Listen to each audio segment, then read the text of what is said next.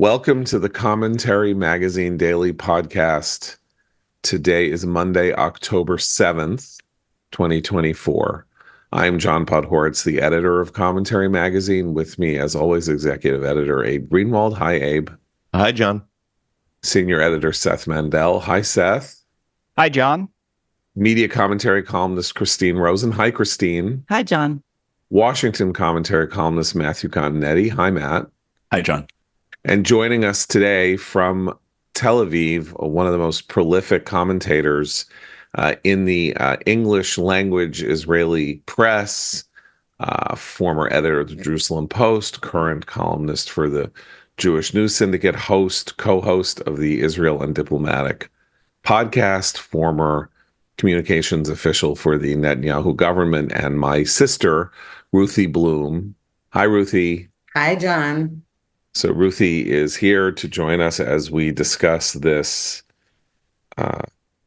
dastardly anniversary of the attacks on Israel exactly 1 year ago today. And let me begin by asking you how you think this anniversary would have gone or would have felt had it not been for the events of the last 3 weeks with Israel's intelligence, military, special forces triumphs in Lebanon, the ability that Israel showed to defang the Iranian ballistic missile attack on the country, and the real general sense that the war in Gaza has approached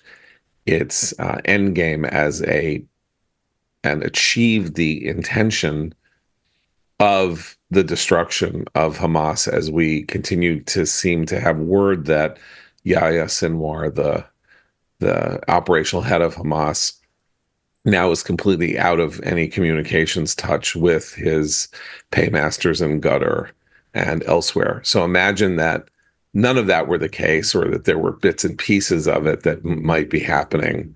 How do you think the nation would be feeling today? I think it would be much worse. The atmosphere would be one of defeatism, or a sense that nothing has changed in the past year. And of course, since all of the accomplishments you mentioned really did improve the morale. However, there is that strain, and it's probably because we're Jews and all we do is complain. There is still that underlying strain of a sense that nothing has changed. You see, in Gaza, for example, to this morning, we had a few rocket launches and landings, by the way, from Gaza into central Israel. And so, people are saying, wait, what is this, a game of whack-a-mole? We killed those terrorists, and now we have to go back into the same locations in Gaza in order to clean it out again. And what's it all for, et cetera, et cetera. There is that underlying sense. And unfortunately, I want to say one thing about this anniversary. I think it makes me very uncomfortable that we're marking an anniversary when none of this is over yet. There are still 101 hostages in Gaza. We only started the war in Lebanon, actually, very recently. So, we're not used to that. Usually wars are much shorter. And so at the year anniversary, you can mark it as, or even 9/11, because the battlefield wasn't in New York City, you could mark that a year later. But here, the battlefield is still in Israel as well as all around. And there are rocket attacks, even today, rocket attacks. And early this morning, there were 2 drones intercepted, by the way, over my granddaughter's nursery school, intercepted from Yemen. So, it feels weird to be marking it as an anniversary. I mean, I think that's an interesting point, because I obviously was not alive at the time, but I don't imagine that December 7th, 1942 was the occasion for mass commemoration of this terrible crime done to the United States. We had Americans fighting in the Pacific and on the ground in northern Africa. Uh, and it was probably just another day, kind of. This is maybe a journalistic trope to kind of always pick out the day and make a thing of the day, turning everything into a birthday or an anniversary because it's a time when you can commission pieces ahead of time, Yeah. talking about, what the year has meant and that sort of thing. And as you say, really, this is just another day in the battle that Israel is engaged in. Really, now we have to say, with the Iranian axis, because we have the war in Gaza still ongoing. We have the war in Lebanon.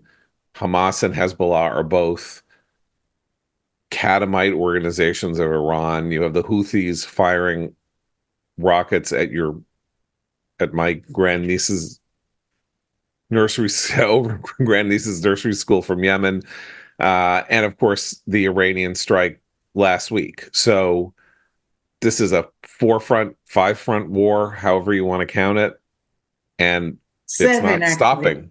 Well, I know Seven. seven, I know, but right now, actively four, let's say. Well, terrorist attacks from Palestinians in the Palestinian Authority, two very serious ones Right. in the Okay. last few days, for example. Okay. Anyway, so let's not haggle over numbers. Anyway, um, so yeah, Matt, what do you make of that? Like it is there's something weird, and yet nonetheless, I'm going to go later this morning to Columbia University at Right. 11 a.m. because Shai Davidai, the professor who has been spearheading the pro-Israel voice on that horrendously botched campus, has called for people to show up at the Columbia gates because apparently the administration has allowed people, it's been closed off pretty much, has allowed people to bring people in today to the campus to express For themselves today. for Yeah. today. And of course, the people they're allowing in are Yeah. people who are commemorating this Terrible. anniversary on the grounds that it is a day to celebrate. Right. And so Yes, he that's is what makes asking the for, yes. anniversary so unusual. My mind goes to the year anniversary of the September 11th, 2001 attacks, which I think were marked with a similar element of mourning and remembrance and an assessment of how the country, the United States, had or had not changed. But there too, right, the battlefield wasn't the United States, though, of course, we were just coming out of these anthrax attacks that have never really been solved, and terrorists, were targeting the United States and continue to. But the war was going on and continuing overseas.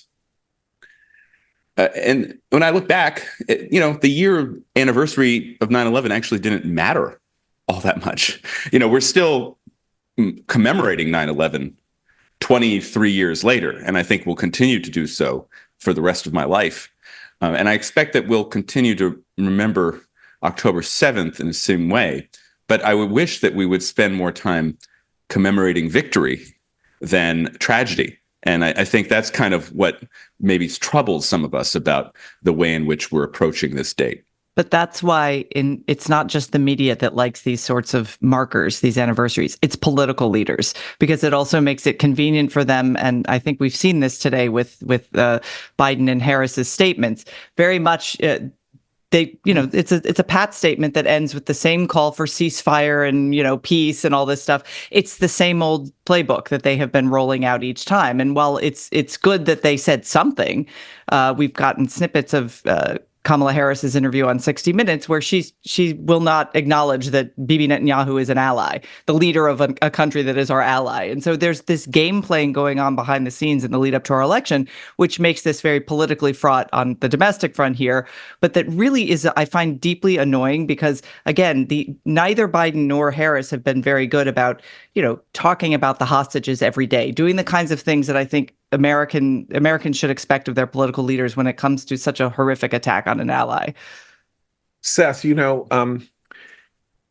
one of the things that has been troubling to me pretty much since the first month after the October 7th attacks, and this is a very hard thing to say because it sounds heartless, but the unifying glue for the Jewish community on the face of the planet is the idea that the hostage taking was a uniquely evil thing that happened, and that what we all need to be united in is a call to bring the hostages home.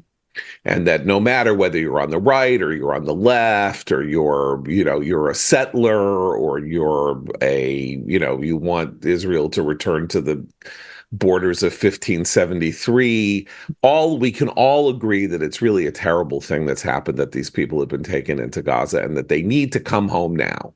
And that we can all agree on.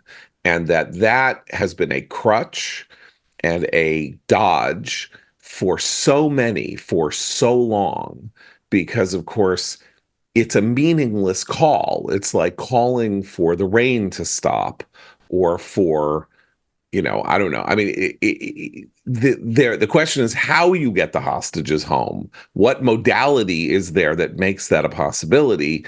And we are now moving. I think we are moving into the second year of that, because I've seen on my Instagram feed this morning a whole bunch of celebrities speaking out the names of the hostages, which is fine, because it's important for people to remember that they're there under absolutely appalling conditions.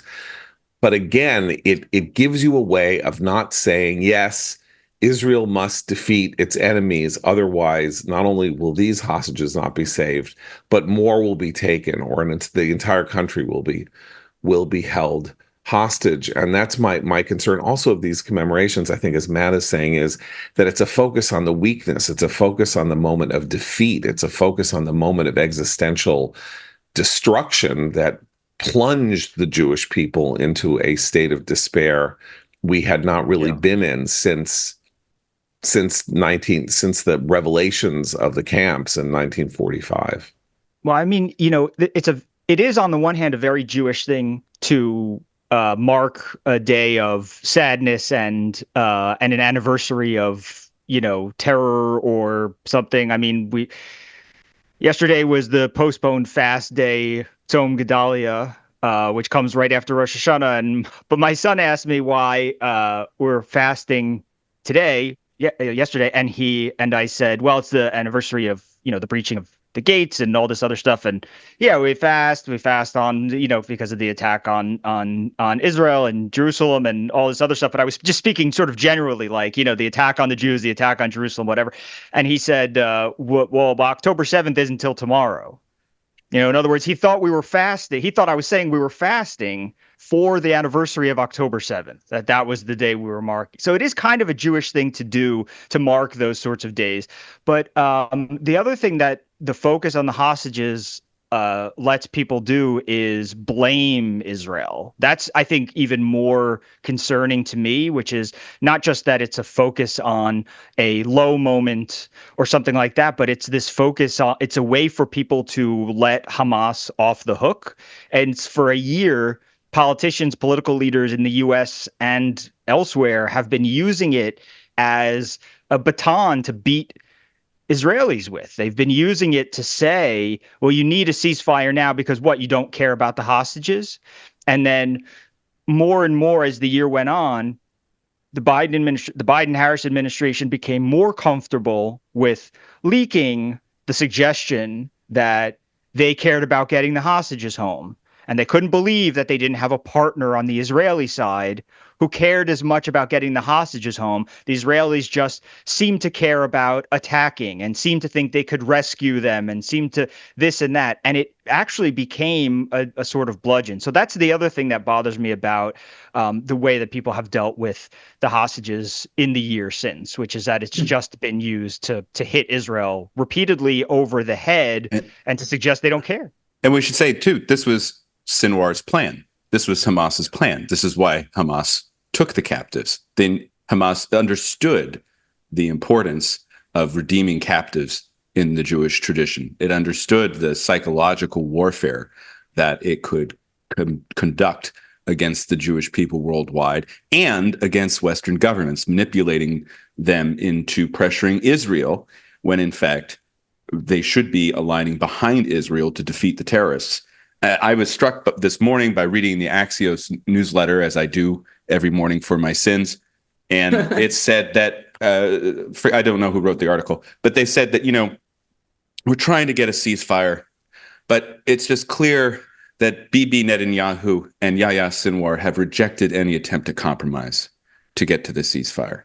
And this is so awfully erroneous and defamatory. Israel has put forward 8 ceasefire proposals since the one in November. Hamas has rejected every one.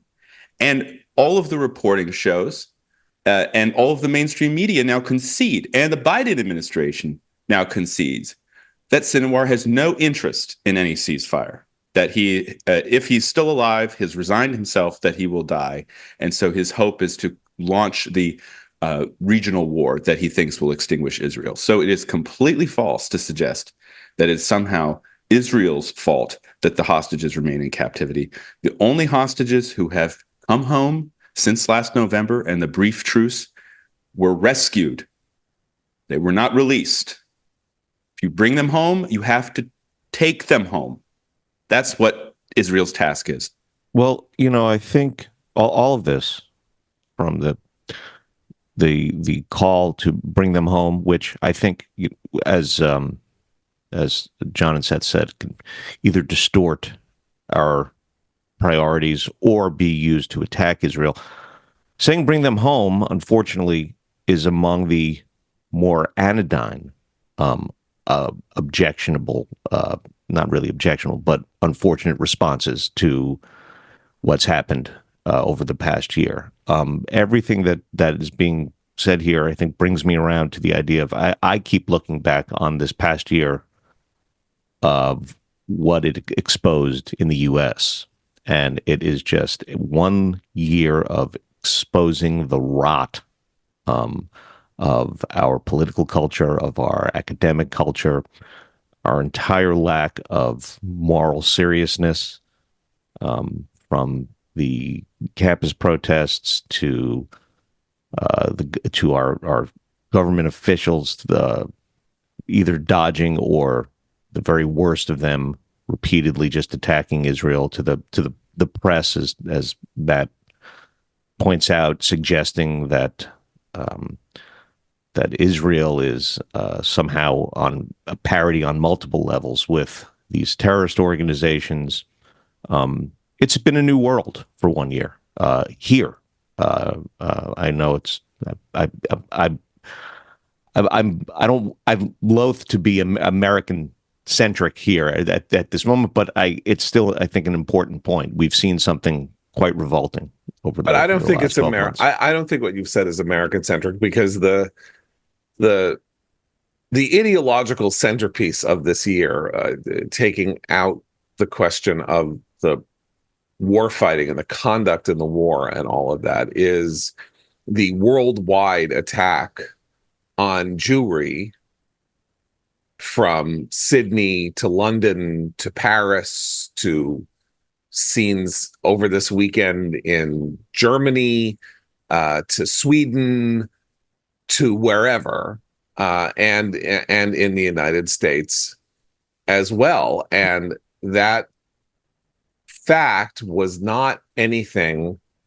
That was the shock. So Hamas attacking Israel was not a shock. The fact that it succeeded was the shock. The fact that Hezbollah would fire rockets at Israel was not a shock. This is a 25-year, the fight between Israelis and Palestinian terrorists began in 1964. So that is literally 60 years of a struggle that has been ongoing. The shock was that when people put up the hostage posters in New York and elsewhere, that people came along and tore them down. That was the initial shock. The shock was we're doing the least controversial thing we can possibly do to express support for our people in their time of trouble. We are focusing our attention on grievous victims of a massacre who were dragged off into a dungeon. And that was not acceptable. That was deserving of vandalism and outright expressions of hostility, and then marches and that sort of thing. And so there's nothing, the fate of the Jewish people in Israel, as those of us who have been saying that there is no difference between anti-Zionism and anti-Semitism, the fate of the Jewish people in Israel is the fate of the Jewish people everywhere. And that's not the choice of the Jewish people. It is the choice of the 99.8% of the world that is not Jewish. That is the choice.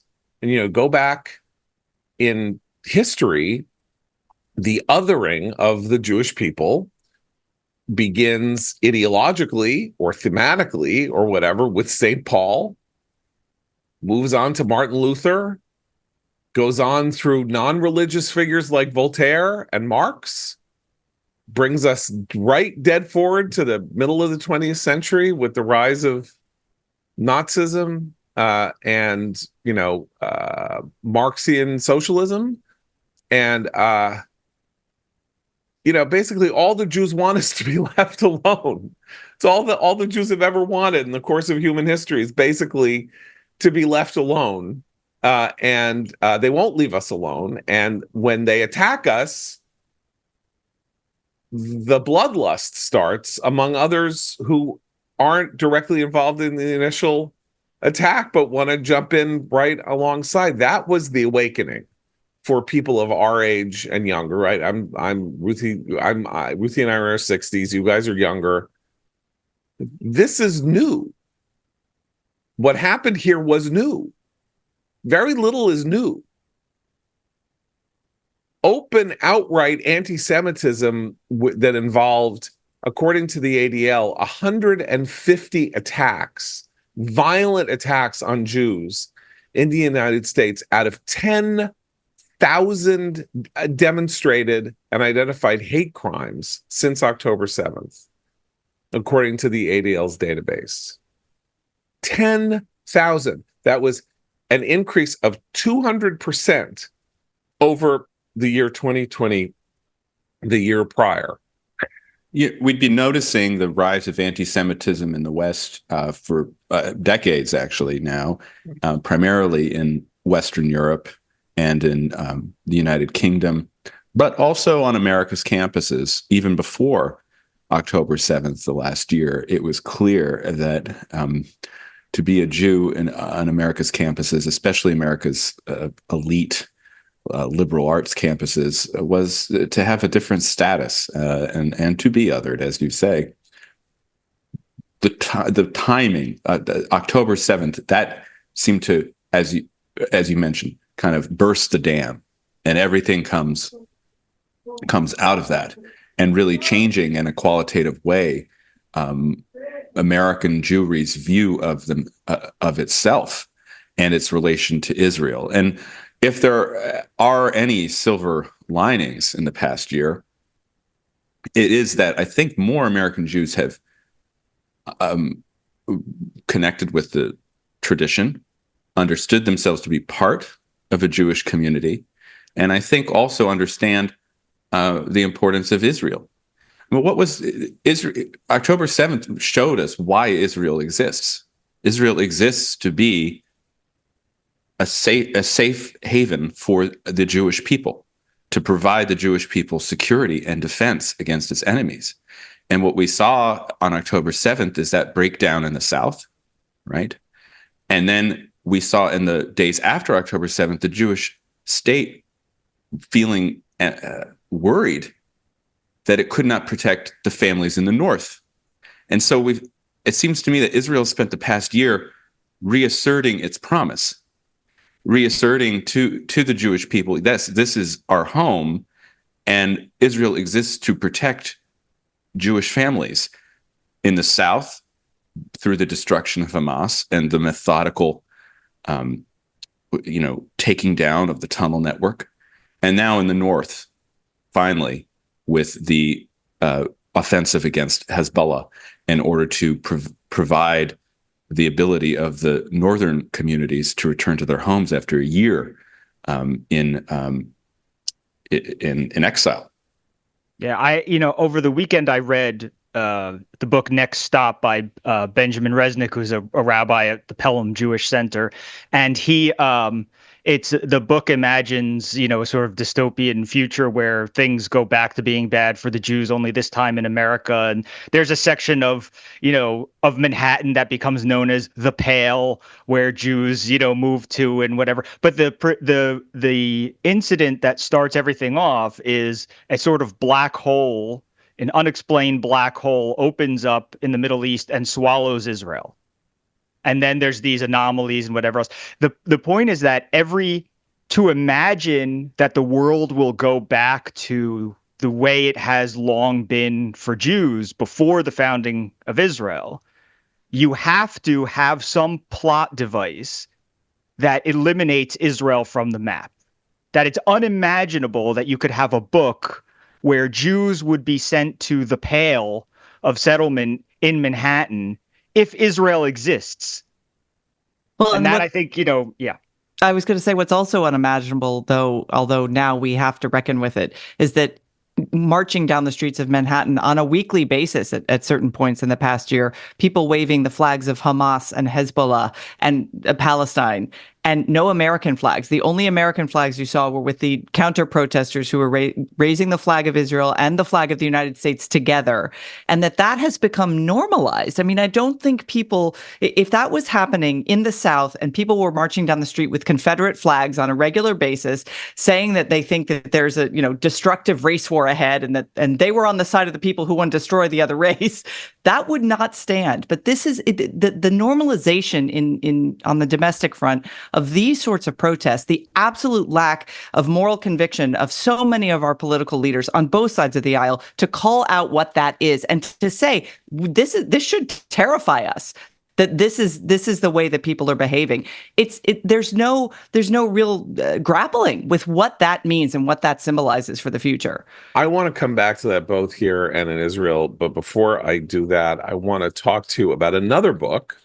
Seth had mentioned a novel, and we have a collection of comical and often poignant short stories in the footsteps of Andre Aciman's Out of Egypt and Lucette Lanyato's The Man in the White Sharkskin Suit comes Aaron Zevi's Schlepping Across the Nile. Zevi, the firstborn son of Egyptian Jews, explores the experience of an outsider in an outsider's world. With these short stories, the book's final piece, especially apt for this week, is entitled Our Father, Our King, Avinu Malkeinu, in which a stolen car on Yom Kippur evolves into a tale of redemption, forgiveness, and faith. Schlepping Across the Nile is available at Amazon and everywhere you buy books. I read a book this weekend or last night, a collection of essays, fascinating in their inanity, banality, but power. Edited by a socialite who has become a book blogger and podcaster named Zibby Owens, rich Upper East Side Jewish socialite, now herself writing chick lit. And the book is called On Being Jewish Now. And it is a collection of essays that she commissioned because she suddenly startlingly found herself a public Jew after October 7th. People started canceling on her, not wanting to come on her podcast. Her own novel there was an attack on her novel on Goodreads, which is the reader's resource where individual people post reviews of books. And it's one of the few ways that books are sold. So she published a novel. Suddenly there is this kind of like bombing of her novel by people on Bookreads for her sin of being Jewish. And so she commissioned a whole bunch of people. There's something called Artists Against Anti-Semitism arose. And so this is a collection of 20 or 30 or 40, even little short essays about on being Jewish now.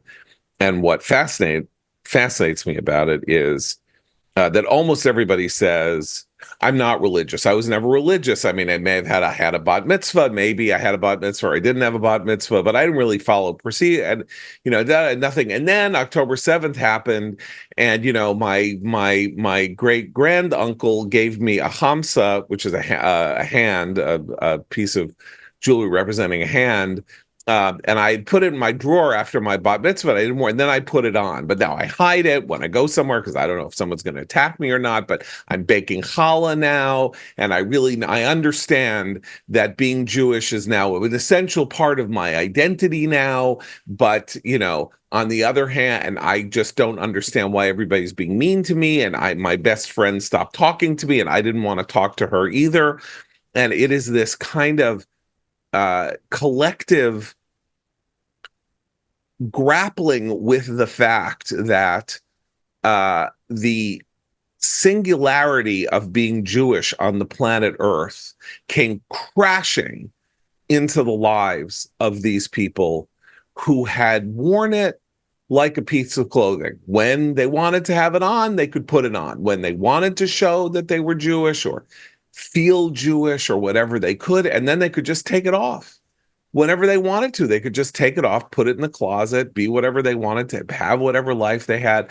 But now the world is not allowing it. And the most interesting aspect of these essays, which come from all sides, is this discovery of a pride that they did not know they had. Not the kind of pride that they had because, they were the people of Fiddler on the Roof, and everybody loves Fiddler on the Roof, and everybody loves bagels and Orange and Seinfeld and all of that. But that somehow it came across to them that they're sitting here in 2024 because they have this connection to something that's literally 4,000 years old.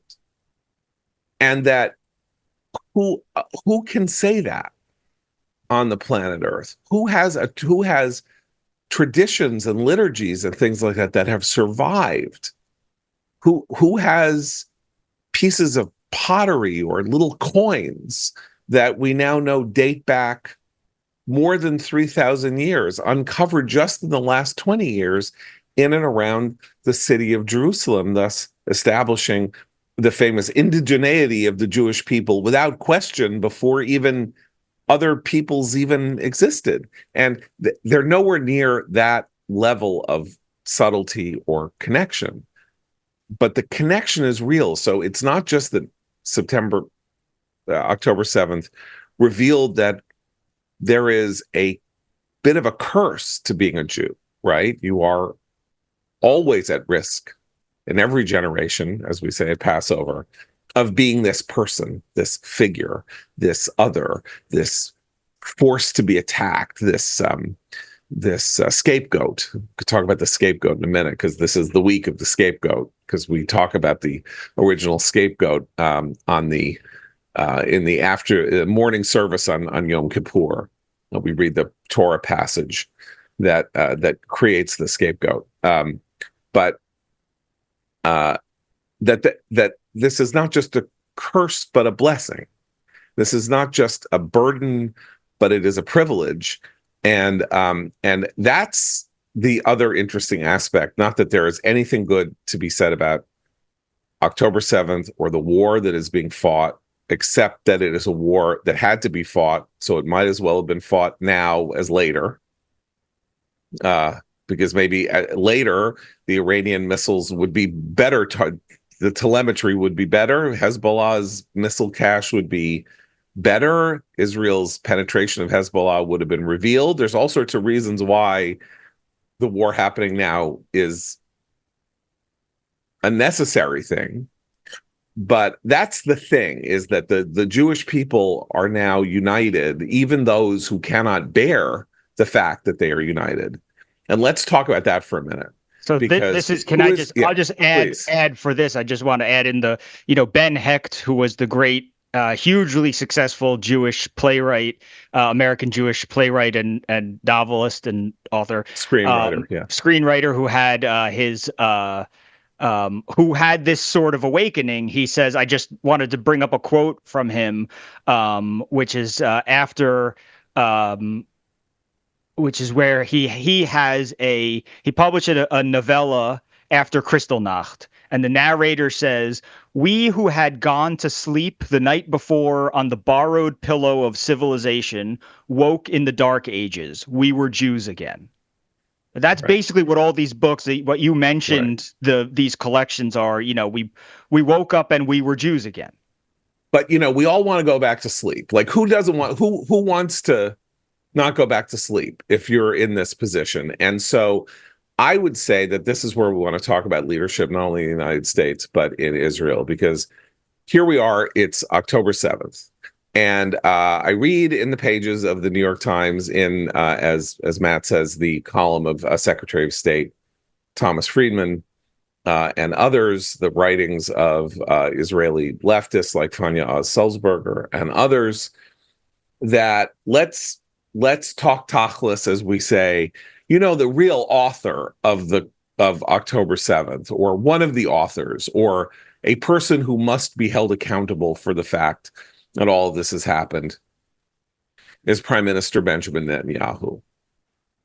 Now, there's a case to be made that Netanyahu will at some point have to face the music for being the prime minister of Israel over the course of the period of time in which Hamas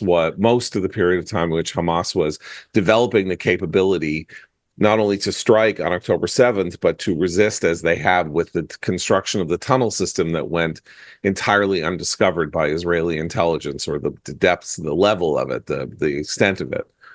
And that will happen. But that's not what we're talking about here.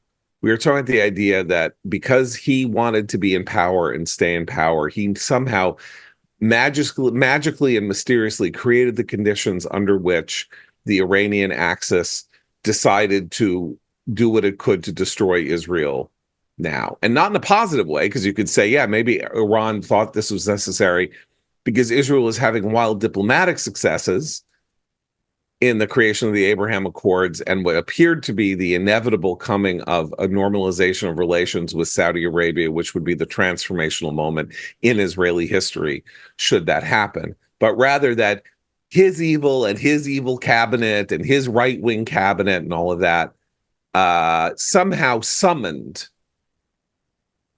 October 7th on Israel. Ruthie, this has been one of your chief topics over the past 6 months as you've returned to column writing and advocacy and all of that. I think this is something you can talk to. Yes, well, while you were talking about the explosion of anti-Semitism in America, and elsewhere, I was thinking how the Israeli left, I know you hate when I use the word left because you're always saying, well, in Israel is different. Yes, it's true, because in Israel, the left all fights in the wars, et cetera, et cetera. But you will allow me to call them leftists because that's what they are. The Israeli left has pulled a trick. Sadly, others that I wouldn't call leftists have joined in on this, and I think that they're unwitting fellow travelers. And what they're doing, it's not just that they're blaming Netanyahu for October 7th. Worse, they're sending a message to the New York Times and to Blinken and Biden and whoever else. The message is Netanyahu is perpetuating the war. Forget about what happened on October 7th and forget about that the government is too right-wing. But that he purposely does not want to end the war. He wants to keep it going because that will keep him in power. Now, I think that... And out of jail, supposedly. Yeah, out of jail. Although most Israelis even know, the ones who aren't lying, know that that's nonsense, because his trial has been going on for years, and most of the cases fell apart. And that's why a lot of them aren't really talking about keeping him out of jail. Yeah. But what they're saying is that he is creating a rift with the United States, for example. Now, in this time, during this war, to be telling the Biden administration that Netanyahu is the one creating a rift and that. And then you have our defense minister, Gallant, taking little trips over there to collude with that idea is just very, very dangerous. And I think many, many Israelis actually discovered their own Judaism on October 7th. Just as you said, certain American Jews took out their, symbols of Judaism. Well, Israelis started, I don't know, praying in Gaza. I know this from my son fighting in Gaza. You have soldiers who are totally secular, reciting prayers, celebrating the holidays in every way they can. It's very moving. But then there's this other strain that is sending a message, and the message is that actually we could have had a ceasefire. We could have had the hostages home. We could have made an agreement with Hezbollah in Lebanon to end all this bloodshed, if not for Netanyahu's wanting to hold onto his seat. This is not only a lie, but it's dangerous, and it basically is colluding with the enemy. And I'm not saying that all of the people who have this idea mean to collude with the enemy, but that's in effect what they're doing. Okay, let's talk about America and the American response. Imagine that the October 7th attacks happened on December 1st, 2022, by which I mean that they happened 2 years after 2 years before a presidential election, as opposed to 13 months before a presidential election. And that the American response did not almost instantaneously involve calculations about the political impact of October 7th on the upcoming presidential election. By which I mean it was a month or 6 weeks after the October 7th attacks that we began hearing about the unrest, discomfort, and displeasure of the Arab American community in Michigan toward the Biden administration's tilt toward Israel, and with an upcoming primary in Michigan in which Joe Biden was running effectively unopposed, there was nonetheless going to be a drive to have people vote uncommitted rather than for Biden in the Democratic primary as an expression of this discomfort. And then the Biden administration responded with supplications and pleadings and private meetings and efforts to calm the potentially roiling storm of this community that was being mirrored by the behavior on college campuses. Imagine that had not been in the offing. I'm just wondering whether the inconstancy of the Biden administration, which has been the narrative in the United States pretty much since December, right? Would that have happened in the same way, with the same effect? How much of this is naked political calculation, mistaken in my view, because I think they wildly overestimate the political strength, power, force, or whatever of this position in the American electorate and even in the electorates of Michigan and other places. Nonetheless, did the presidential election play a role in this? I think it's played a role, but I also think this situation is a little bit more complex than just one election campaign. The central strategic goal of two Democratic administrations has been to secure a nuclear deal with Iran that would realign the region and somehow pacify the Middle East through our appeasement and our financial largesse to the theocratic regime. So that began in the Obama administration, and it's continued into the Biden administration. Meanwhile, Iran and other anti-Israel Arab and Gulf powers have set up this echo chamber in the United States to promote anti-Israel, pro-Iranian messages, to install anti-Israel academics in universities across the country, a network that Danielle Plevka outlines in a recent issue of Commentary, devoted to promoting anti-Semitism in the United States. So that's been happening. Then the ID fix of the nuclear deal has been happening. The squad of socialist Democratic representatives has grew in recent years from 2018, then doubled in size in 2020. And it's only in the past year that pro-Israel Democratic voters in primaries have been able to topple two squad members. So this thing, whatever it is, this anti-Israel, anti-American, pro-Iran thing has been developing, has been gestating for some time. And then October 7th happened. And again, it's October 7th is something of a trigger. And what's unique about October 7th is I'm not sure Iran or Hezbollah knew that Sinwar had this thing planned. Not clear that the timing was all worked out. And so the regional war that had been basically the ring of fire that Iran had built around Israel had been in place for some time. All of a sudden, it became activated over the past year. And we're in the midst of this conflict. So that just happens to occur within the context of a presidential campaign. But the Biden administration's approach, like you say, John, has been very wobbly. I mean, in the initial weeks, Biden was extremely pro-Israel. Biden visited Israel. Biden said, we were there. We have your back.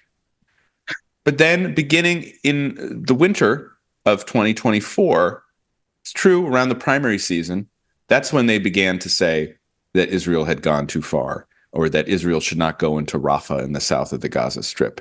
And then we had just in the past week, again, a similar kind of pendulum swing where we had the U.S. administration promise severe consequences if Iran directly attacked Israel for the second time in 6 months.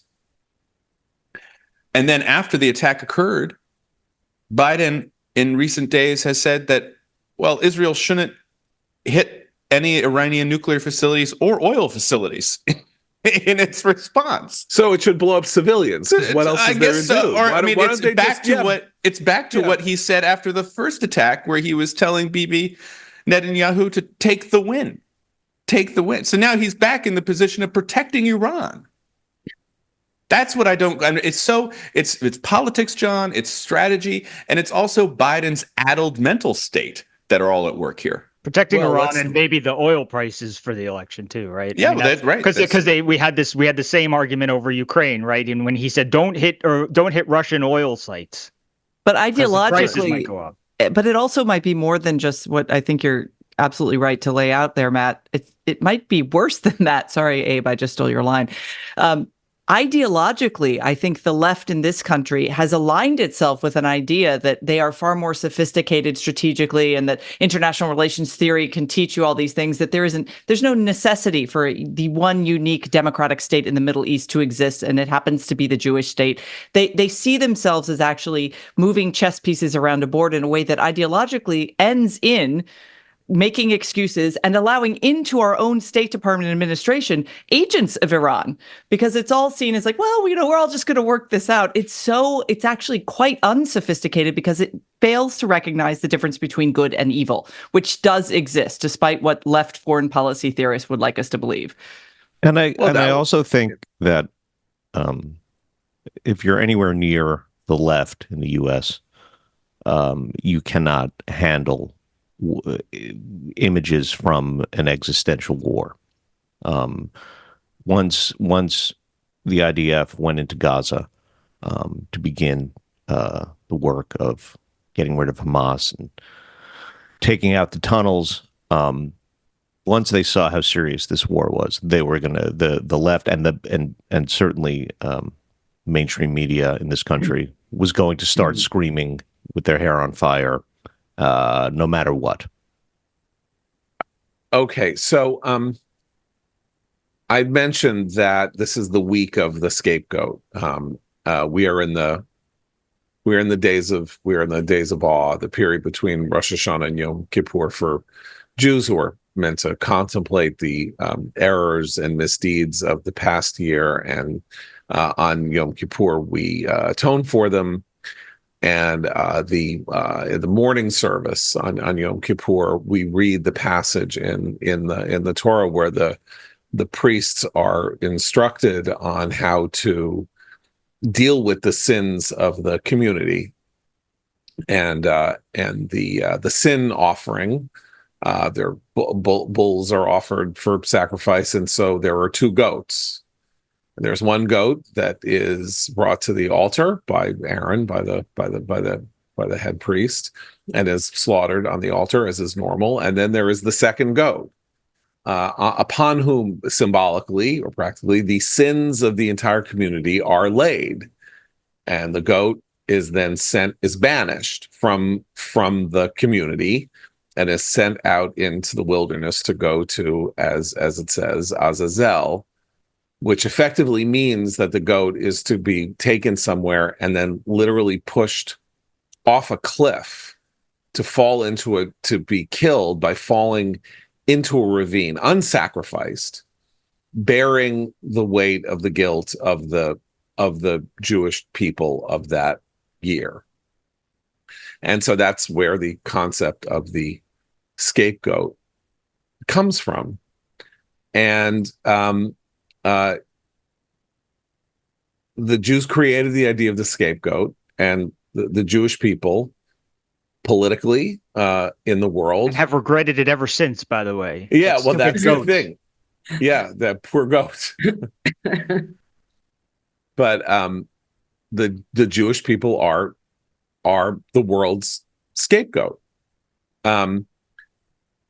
That's one of the services that we perform when it comes to and Jewish people have internalized this to the extent that we are also willing, as in the story of the villainization of Bibi Netanyahu, so many of us to say,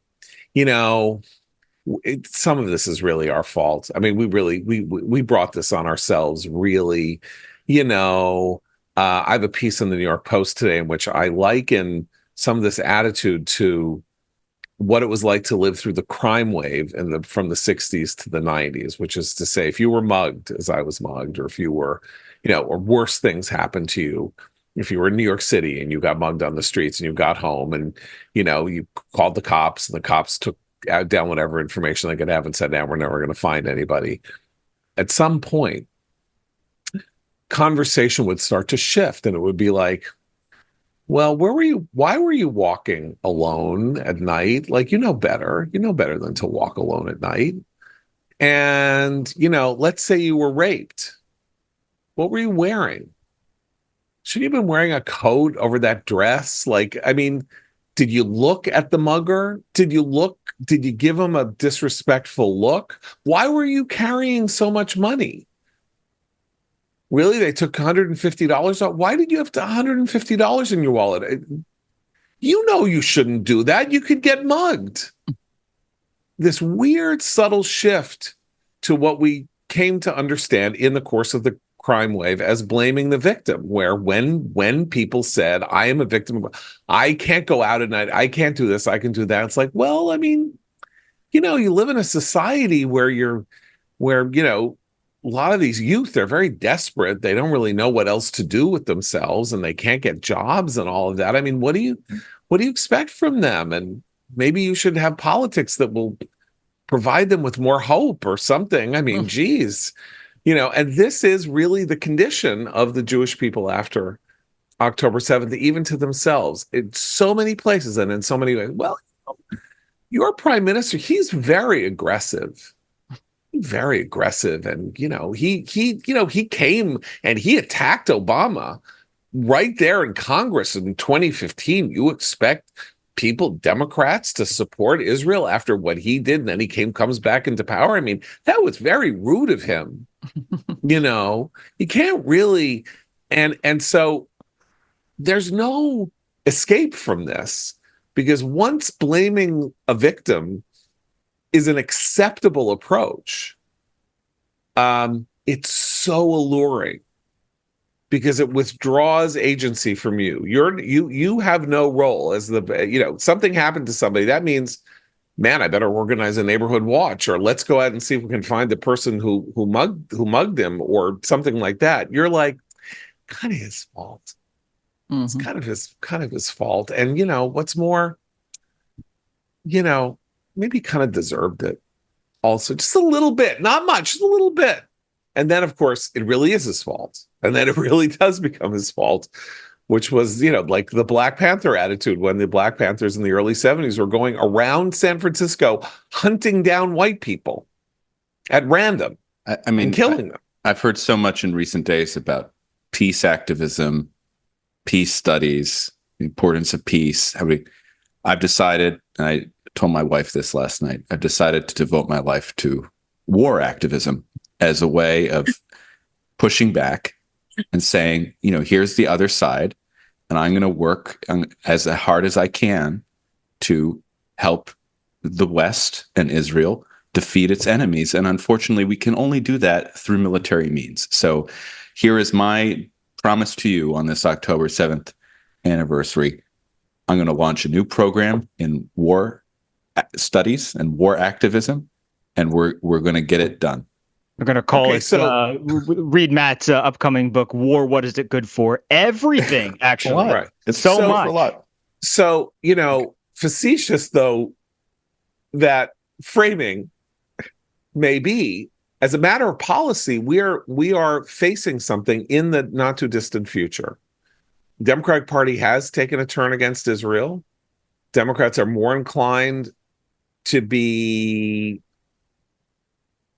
anti-Israel than pro, according to polling. In general terms, more sympathy for the Palestinians than the Israelis, something like that. And the policy consequences of this could be extraordinarily severe in one way, which is Israel needs to defend itself. Israel has its own military. Israel has this astounding intelligence capability that has been demonstrated in Lebanon that outstrips anything that the United States has ever done, ever in any capacity, that, as far as we know, ever in the history of anything. But Israel also needs Iron Dome, and it needs the Arrow system, and it needs that, and that is stuff that the United States helps provide and builds. And Iron Dome is the reason that Ruthie can sit at a desk here talking to us from her apartment rather than living underground in a shelter permanently with thousands of rockets aiming at what we saw. This missile defense work against Iranian ballistic missiles. And we should take a moment here to thank the shade of Ronald Reagan for the creation of missile defense, for which he was reviled and made fun of and attacked. And missile defense, the existence of missile defense has saved hundreds of thousands of Jewish lives potentially in the last 10 years. Were it not for missile defense, the wars between Israel and the Palestinians would be vastly bloodier, because Israel would have no choice but to do what it did in Gaza, only 10 times worse, in order to get rid of whatever it had to get rid of, and in Lebanon too. But Israel can't do that by itself. Israel needs the United States to help build Iron Dome and the two other systems. Is it David's Arrow? What are the names, Ruthie, again? Is it? David. There are two other. David Sling. There's a dome, an arrow, and a sling, basically, and all three. And next year, the actual space lasers.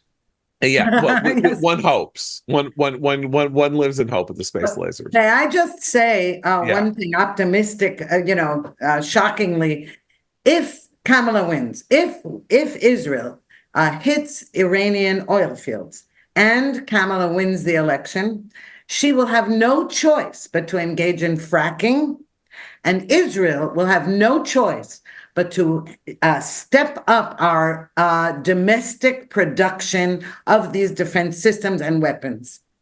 Right. That is true. Now, and the thing is, Kamala Harris today, I'm very happy to report that Kamala Harris, on the anniversary of October 7th, together with her brisket-loving beta male Girlfriend husband, battering beta male husband, will be planting a tree outside the vice president's house in honor of the of October 7th. She will be making remarks, but she will also be planting a tree.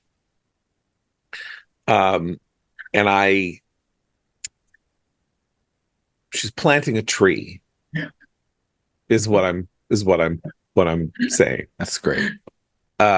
Jews. This was the original way in which American Jews helped support Israel privately, by the way, because there was a forestation project in the first 20 years of the state. And the Jewish National Fund was dedicated to reforesting or foresting Israel. And so Jews gave money to the Jewish National Fund to plant trees in Israel, and they would pay $10 to plant a tree or something like that, and they would have a tree.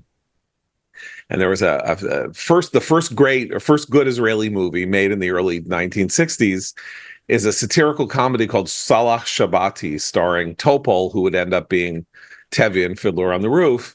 And Salah Shabati works for the Jewish National Fund, and his job is that they hear that Mrs. Mrs. Rosenthal, our grandmother from St. Paul, Minnesota, was coming to Israel to visit, and Salah Shabati had to go and go to a tree and replace the plaque that said this tree was donated by Mrs. Rosenblum of Brooklyn with a plaque that said this tree was donated by Mrs. Rosenthal of St. Paul, Minnesota. And that was his job in the Jewish National Fund forest. And that movie was made 60 years ago. And 60 years later, Kamala Harris is planting a tree, and Salah Shabati will be there to put a little plaque on the tree that says this tree was planted by Kamala Harris and First Gentleman Doug Emhoff. I was not yet. rewatching Second gentleman. Excuse me, second gentleman. Thank you. I was rewatching Keeping the Faith because of all the talk about Keeping the Faith is the rabbi and Jew movie where Ben Stiller's a rabbi and Ed Norton is a Jew, and they're both priest. He's a priest, and they're both in love with the same woman. So and she's a Gentile. So if you want to create a round robin of insanely offensive romantic comedy material, that took the cake until the recent Nobody Believes This, which nobody wants us, which we can talk about later. But so you're watching, and that's what reminded me to go back and watch it to see how the two. And there is a moment where Ben Stiller, who plays the rabbi, says to Edward Norton, the priest, "Well, what do you want me to do? Flagellate myself? Jews don't do that. We plant trees." Yeah, there you go. There you go. But we do flagellate what do you ourselves. What do you want Kamala to do? Flagellate herself? She's going to plant a tree. Yeah, but this gets back to Matt's thing about like wanting to have a war, having war studies. Because right now in the world, war studies is where it's at. We have a war in Ukraine that is just. We have a war Israel's fighting against its enemies that is just. And we may be facing a future in which Taiwan will be fighting a war against China that is just. And we have the entire intellectual elite of the United States that has effectively gone pacifist, that has believed for various and for whatever, believes that this is not the way to solve problems. But in each of these cases, that war was not begun by the force that needs to be supported. Israel was attacked in an unprovoked fashion on October 7th. Ukraine was attacked in an unprovoked fashion in February 2022, and Taiwan will not be the agent of the starting of the war with China should such a war begin. And we have an entire political part of the United States, entire large swaths of population and their leaders who are entirely unprepared to understand what it means to say, yes, of course, I support Ukraine and its fight against Russia. Well, supporting it is not enough. That's like saying, bring the hostages home. Like, that's what we've been talking about for 2 years. If you're going to support it, let them win. give them the tools to win. Otherwise, you're just sending them into the trench war of World War I, in which no one advances and people just die. They just die by the millions with no change in their circumstances. So that is the lesson. That is where Israel, as ever, is a canary in the coal mine here, or the Jewish people are a canary in the coal mine, because if we cannot learn this lesson, the 21st century might end up making the 20th century, the worst century in the history of the earth, look like a hootenanny. Well, it would help if all the ex-generals and some current ones in Israel and America would stop thinking that victory is a dirty word and remember that that is the goal. Peace is not your goal, victory is your goal. And then peace could be a byproduct of it. Unfortunately, it's the generals. It's one thing if you have, peaceniks in the street. You have people in uniform who have a lot of I don't know, all that metal stuff on their shoulders and all that, saying that, and that's very, very worrisome. I want to say one more thing about that, because Colin Powell, when America went to war seriously for the first time since Vietnam at the beginning of 1991, Colin Powell, then the chairman of the Joint Chiefs of Staff, and Norman Schwarzkopf, whoever it was, he gave a press con, announcing the beginning of the war, and he said, "Here's what we are going to do: we are going to approach the army of Iraq. We are going to surround it, and then we are going to kill it." That is what he said. Those were the words that came out of his mouth. They were deliberate. The purpose of saying it was to instill fear and terror in the hearts of the Iraqi soldiers who might hear it, and in the Iraqi leadership, and in Saddam Hussein himself. America says, "We are coming to kill you. We are going to kill your army." Exactly. And indeed, America killed the Iraqi army. Imagine Lloyd Austin saying such a thing today. We want Israel to go kill the Iranian nuclear program. Israel should kill Hezbollah off. Israel needs to destroy Hamas and kill Yahya Sinwar. You can't really hear that voice coming out of America today. This was 34 years ago or 33 years ago, whenever it was that Powell said this. It's a different time. It was a different age. America had lived through America was a different country. We need that voice again, because look at Ukraine. Ukraine is performing miraculous acts of heroic resistance against this insane Russian invasion.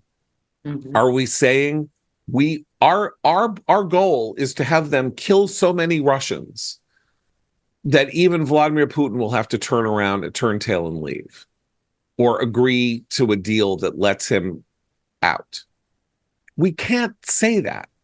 It's too ugly.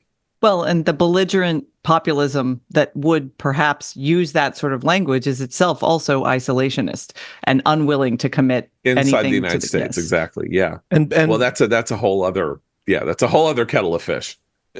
Both countries, the leadership of both countries, meaning Israel and Ukraine, know that we have no one here who can say that, who can speak in these terms.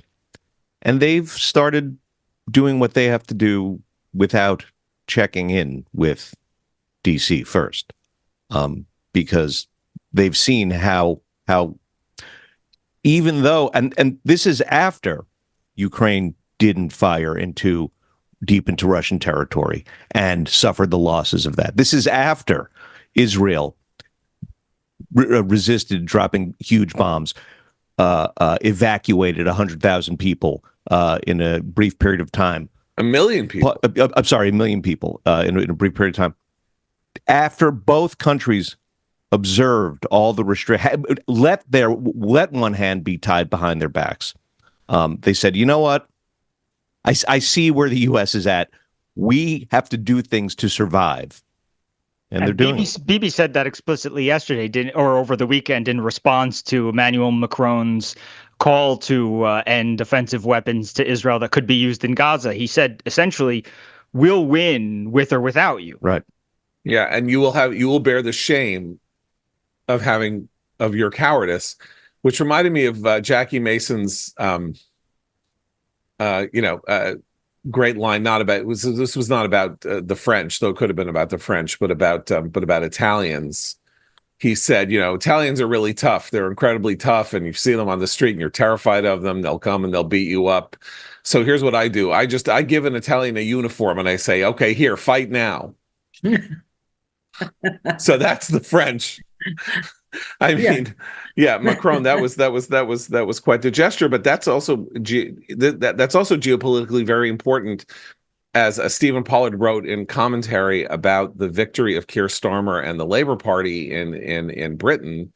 Britain can no longer be expected not only to be an ally of Israel in the long term, but to be even functionally friendly to the Jewish people despite the de-Corbynization of the Labour Party, because the Muslim population in England is going to become increasingly important to Labour's ability to win elections. They won this mammoth landslide this year. This is the high watermark of the Labour Party's ability to score votes. Things are going to revert to to greater equilibrium between the two parties, and therefore the radical elements of the Labour left, which are now very Muslim, are going to have even greater sway than they do now. And so this one other relatively stalwart ally of the United States in the West, outside of the United States, of Israel, outside the United States, Israel must make plans to have no reliance whatsoever on it. And David Lammy, the foreign minister, issued a disgraceful statement this morning. I won't even go into. Matt, you wanted to make a final recommendation. Well, not a final recommendation, but something. I can say something pro-French, or at least pro-Frenchman. Francophone. Yes, because my recommendation today is the latest book by the French philosopher Bernard-Henri Lévy. It's called Israel Alone. It came out last month. And, BHL, as he's known, is a kind of a very dramatic, flamboyant figure. He always, his shirt is unbuttoned down to his navel, and he has this amazing hair, and he travels the world, and he's been a public intellectual celebrity for decades. But he has demonstrated, I'd say, remarkable moral clarity in recent years. First with the war in Ukraine, and now with the events following October 7th and the regional war in the Middle East. And Israel Alone is a short book. You can read it in a day, of meditations about why Israel matters, why BHL, Bernard-Henri Lévy, is pro-Israel, and why you should be too. And it talks about anti-Semitism and why we must oppose anti-Semitism with all of our might. And it's a good read. He has we were talking earlier, he can kind of be flowery, but I think that the constraint of space in this book kind of forces him to get to the point much more quickly. And so I enjoyed it, and I think it's a good book for people who are just beginning to learn about this subject, for them to understand what is at stake and why Israel is so important, and why the continuity of the Jewish people is so important for everyone. Israel Alone by Bernard-Henri Lévy. Ruthie Bloom, it's an honor to have you. It's an honor to be here with all you guys. I listen to you every single day, and you're my celebs. Well, that's nice. I imagine going back 50 years in time and thinking that that's something that you would have said to me while you were kicking me with a platform shoe in our kitchen. And that really hurt. And I still have a bruise. You guys don't She fights remember with style, John. She you fights guys with don't style. remember 1970s platform shoes. There were these like 4-inch high wooden clogs. So if someone had told me then that you would be saying this now, the sting would have been taken out of one of those kicks. But nonetheless, yeah, here you are. And I want to end not only by saying by saying for Abe, Christine, Seth, and Matt, but also in the names of the 7 Americans still held hostage in Gaza. The reason, by the way, that Kamala Harris should be doing more than planting a tree, but in being a stalwart defender and supporter and policymaker on Israel's behalf, those 7 Americans still held hostage in Gaza: Keith Siegel, Sagi Dekel Chen, Adon Alexander, Omer Nutra, Itai Chen, Judith Weinstein, and Gadi Haggai. Keep the candle burning.